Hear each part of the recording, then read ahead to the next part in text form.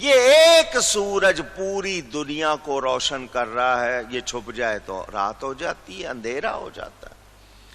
اس کی روشنی کتنی ضروری ہے۔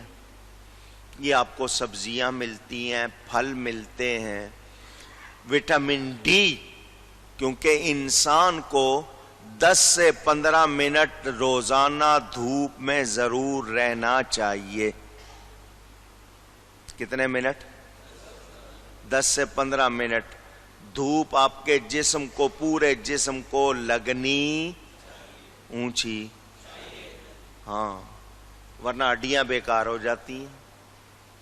10 بجے سے لے کے 4 بجے تک یہ ٹائم ہے، کیونکہ اس درمیان دھوپ کی گرمی ہوتی ہے۔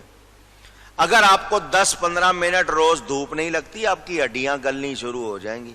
یہ جو بچے دھوپ میں کھیلتے ہیں، یہ جو مزدور کام کرتے ہیں، ان کی ہڈیاں کتنی مضبوط ہیں، اور آپ لوگ جوڑ لے کے بیٹھے ہوتے ہیں، کیوں کہ دھوپ لگتی ہی نہیں ہے۔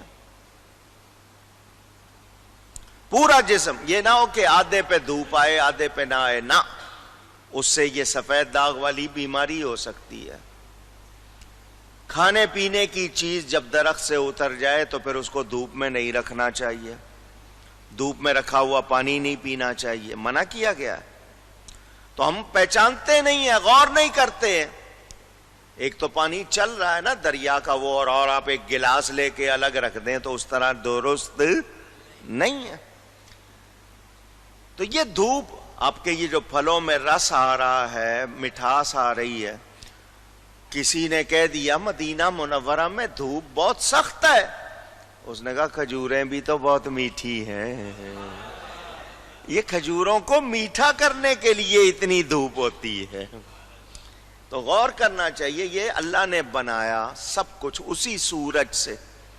آپ کی کھیتیوں میں سے کہتے ہیں جہاں دھوپ آئے وہاں سبزہ زیادہ ہوتا ہے، جہاں سایہ پڑے وہاں سبزہ کم ہوتا ہے۔ تو یہ دھوپ زندگی ہے، یہ سورج ایک، پوری دنیا میں کتنے 5-6 ارب آبادی، 200 سے زیادہ ملک، یہ ایک سورج سب کو فائدہ دے رہا ہے یا نہیں دے رہا ہے؟ اگر سمجھدار ہو تو اس بات سے اتنا سمجھ لو، ایک سورج ہے، نبی کے نور سے بنا ہے۔ 200 سے زیادہ ملک، 6 ارب سے زیادہ انسانوں کی آبادی، پھر جانور، پھر پہاڑ، پھر پانی، پھر سبزہ، پھر درخت، وہ ایک سورج ہے۔ اس کا فیض مانتے ہو، نبی کا نہیں مانتے ہو۔ عجیب بات ہے۔ حالانکہ یہ سورج بھی میرے نبی کے نور سے بنا۔ اعلیٰ حضرت فرماتے ہیں یہ جو مہر و ماہ پہ ہے، مہر فارسی میں سورج کو کہتے ہیں، ماہ میم ہے ماہ، چاند کو کہتے ہیں۔ یہ جو مہر و ماہ پہ ہے، اطلاق آتا نور کا۔ اطلاق آنے کا مطلب چاند اور سورج کو جو نور کہا جاتا ہے، اس کی وجہ کیا ہے؟ یہ جو مہر و ماہ پہ ہے، اطلاق آتا نور کا، آقا بھیک تیرے نام کی ہے، استعارہ نور کا۔ میں پہلی مرتبہ جب امریکہ گیا تھا، وہاں ہمارے ایک عالم ہیں، سائنسدان بھی ہیں، ان کے ذریعے میں نے کچھ مسئلوں کے بارے میں، کہ یہاں سائنس کی بہت ترقی ہے تو کچھ مسئلوں کو سمجھنا چاہا۔ لاؤڈ اسپیکر کا بھی مسئلہ تھا، گھڑی کا بھی مسئلہ تھا، چاند کا بھی مسئلہ تھا، مجھے کچھ مسئلے سمجھنے تھے سائنس کی زبان میں۔ تو اس وقت میں ان کے ساتھ کچھ سائنسدانوں سے ملا، بات کی، تو میں نے ان سے کہا یہ سورج جب نکلتا ہے اس کی پہلی کرن کس پہ پڑتی ہے؟ سائنس کیا کہتی ہے؟ تو انہوں نے جب وہ سارا کچھ سمجھایا مجھے، تو میں نے اس کو دیکھا، اس کی سب سے پہلی کرن ایک سیدھ میں نکلتی ہے، اسی سید میں حجر اسود ہے، اسی سید میں نبی کے قدم ہیں۔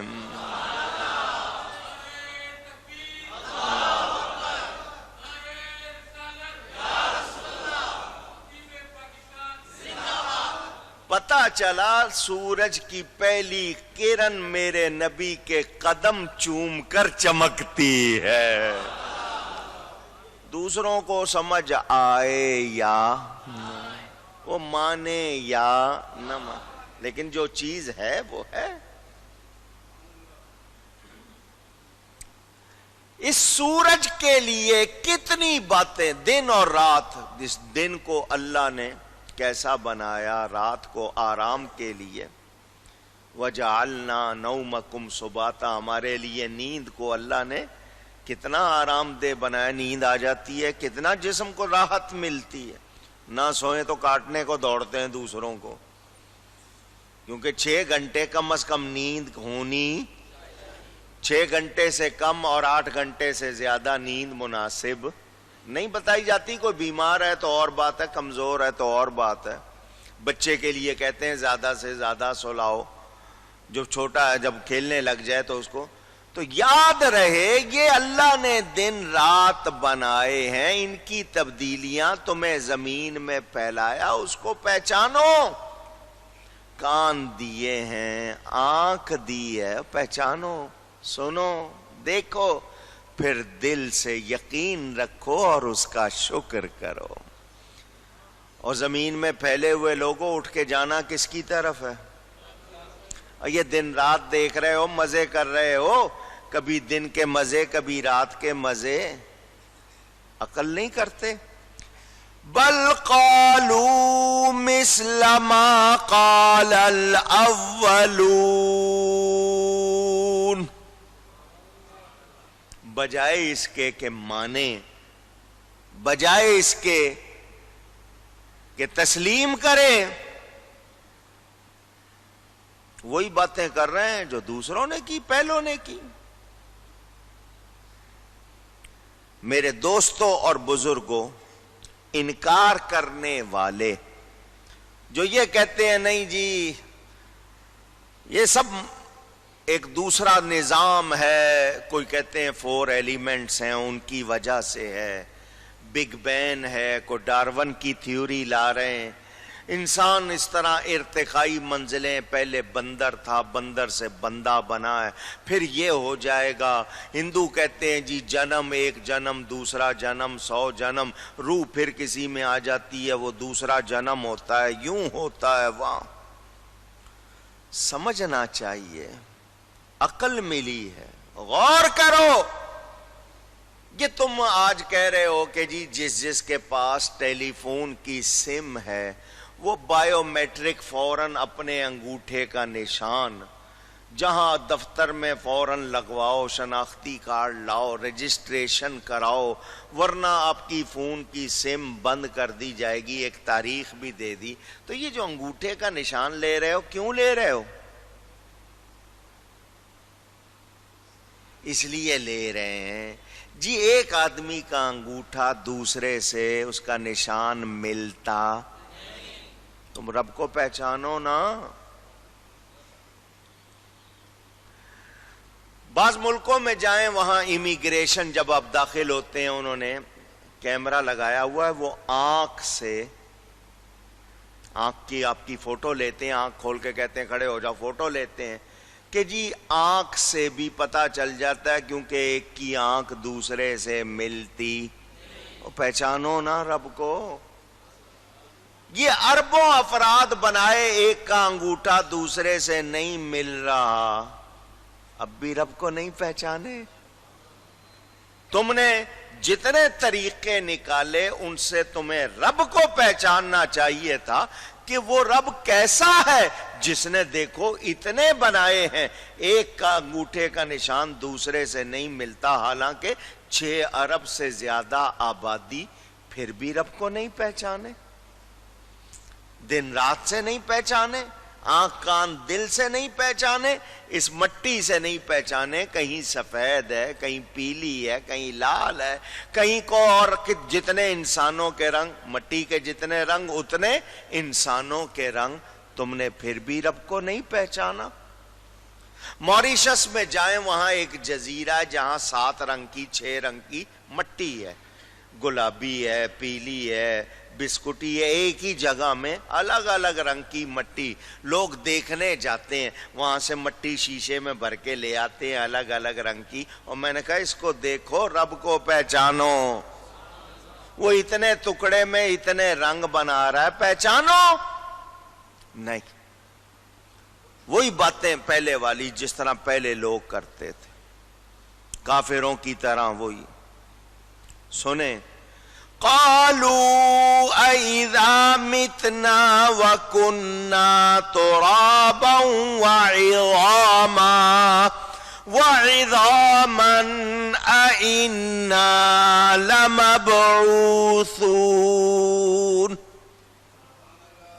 وہی کہا انہوں نے جو پہلے کہتے تھے، کیا کہ جب ہم مر جائیں اور مٹی اور ہڈیاں ہو جائیں کیا پھر نکالے جائیں گے؟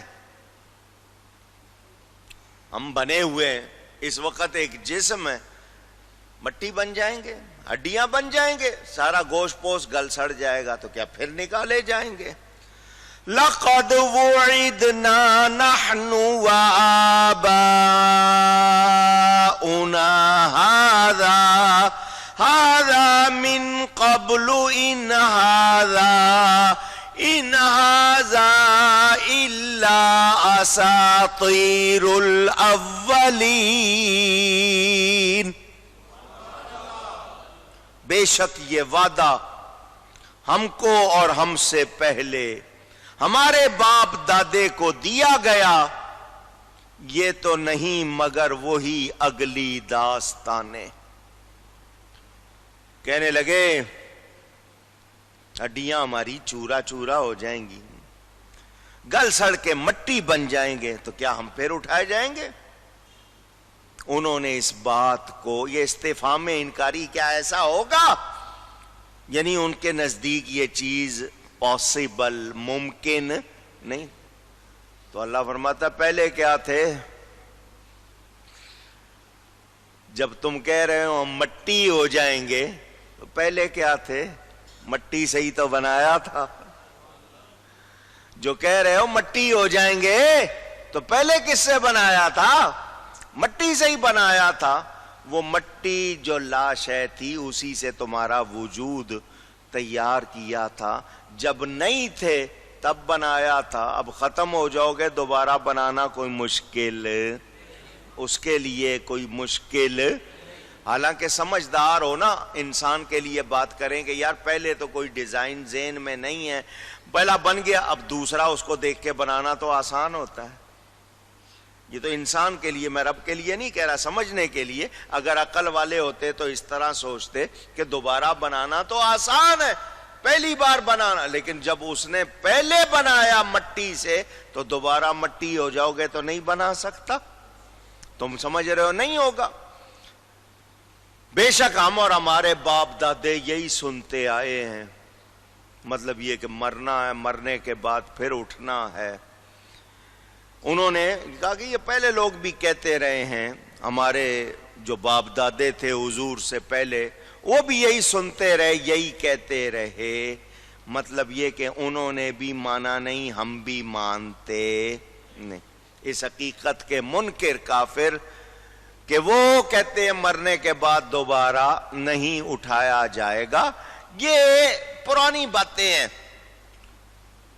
پہلے لوگوں کی بنائی ہوئی باتیں، اساطیر الاولین، اساطیر اسطورہ، یعنی وہ جھوٹ جسے انسان اپنے ہاتھ سے لکھے اور اسے پھیلا دے، اس کو اسطورہ اساطیر کہتے ہیں۔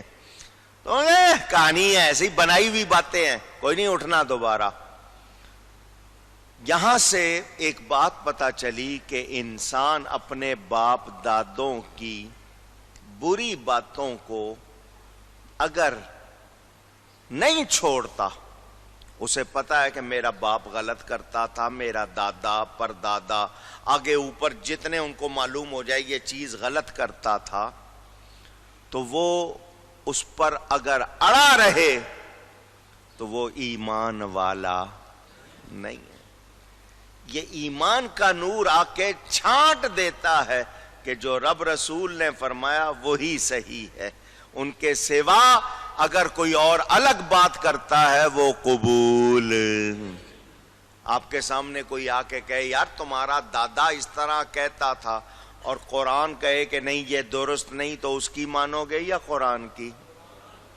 کوئی کہے کہ رسول اللہ نے یہ فرمایا اور دادا تمہارا یہ کہتا تھا، تو دادے کی بات مانو گے یا رسول کی؟